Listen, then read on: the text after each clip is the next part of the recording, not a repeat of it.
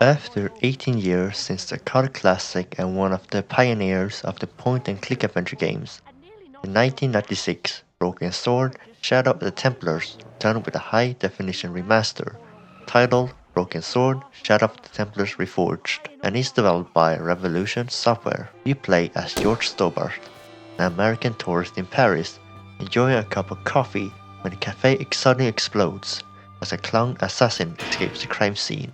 Willingly getting himself involved, George quickly meets a French photojournalist named Nicole Collard, who has her own reasons to find the assassin.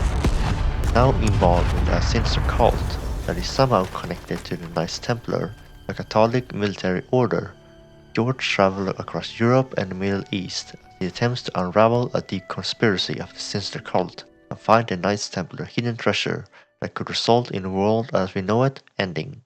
You take control of your Stobbart, navigating through the world of Broken Sword by interacting with the environment, finding clues, asking NPCs, gathering information, solving puzzles, and crafting objects to find information on the cult and treasure of the Knights Templars. The majority of the game takes place in Paris, France, acting as the hub world. Eventually, you unlock the map, which allows George to travel to certain countries around Europe and the Middle East at specific points in the story. At any given point in the game, if the player is stuck and doesn't know where to go, you can always use the hint system. As its name suggests, it gives hints, but has a cooldown of 30 seconds between each hint and encourages the player to figure out the problem at their own pace. As it's been 18 years since the original release, parts of the gameplay has been enhanced to make it easier for newcomers. As you start a new game, the game gives the player the option of story or classic. Story mode brings all the bells and whistles of the remake, while the classic makes it play like the original but with the new graphics of course. If neither option doesn't fit your playstyle, you can always tweak the various settings to find one that works for you. On top of the hint system, Revolution Software have added a shimmering effect that appears whenever the player is struggling or standing idle for a few minutes and guides you where to go or interact with. The game comes in several languages. You have British English, American English, Spanish, French, Italian. As for subtitles, on top of the 5 languages I just mentioned, you also have Czech as an option. The game includes icon packs for PlayStation and Xbox. I played the game with both mouse and keyboard and with a DualSense controller. I recommend playing with a mouse and keyboard because after all, it's a point and click adventure game, so you have the quickest access to every menu. But I have to applaud Revolution Software as they did a great job making the difference in gameplay experience minimal, reducing the number of steps going in and out from UI to gameplay as little as possible with the controller. The game is a remaster of the original, and not a remake like the director's cut which was released in 2009. The director's cut has several features that were not included in the original game. For example, game starts one day before the infamous bombing of the cafe, allowing the player to play as Nico Collard, adding new story content explaining how Nico is involved with the cult by adding playable section in between George's story through a prequel comic giving an insight to Nico's characters and her motives. There are new first-person puzzles, better graphics and audio, introduction of the hint system, a diary to keep track of the game's story, but did censor the game by removing the game over dead cutscenes.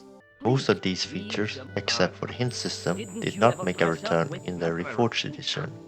Reforged has reworked the original version from 1996 from the ground up with 4K visuals, enhanced audio, dialogues that were cut from the original script, and the uncensored content is back on top of accessibility features. Cut content is optional and can be turned on and off in the settings menu at any time. The player can seamlessly switch between the original and the reforged graphics mode, allowing the player to play the game like it was 1996. While it's a nice feature, I do recommend playing with the new graphics as the original graphics hasn't aged well, being all pixelated and in 1640 by 4080 resolution. Once you experience the reworked visuals and animation, it's hard to go back. Just as a disclaimer, the game does make use of AI to help with the development cost and fast development. As stated on their Kickstarter page, all training data comes within Revolution Software. We wanted to use tools that were trained exclusively on our own data, so we opted to write our own bespoke program in collaboration with the University of York. Outputs from this tool have received significant intervention by our art team, ensuring that the final product receives the same level of attention to detail as any other artwork befitting the polished standards of a Broken Sword game. The use of AI has been approved by the original creators, being the animators themselves, having provided sprites for the AI tool they used. If you know what you're doing, the game is estimated to take around 4 hours.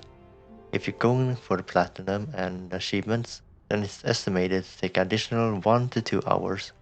But with as everything, just an estimate, and I did not get all of the Steam achievements. As for versions 1.01, Broken Sword Reforged is approximately 7.2 GB on Steam, meaning it won't take up much space, even on the smallest hard drives. In conclusion, it's a must-play game if you want to experience one of the best point-and-click adventure games in its genre.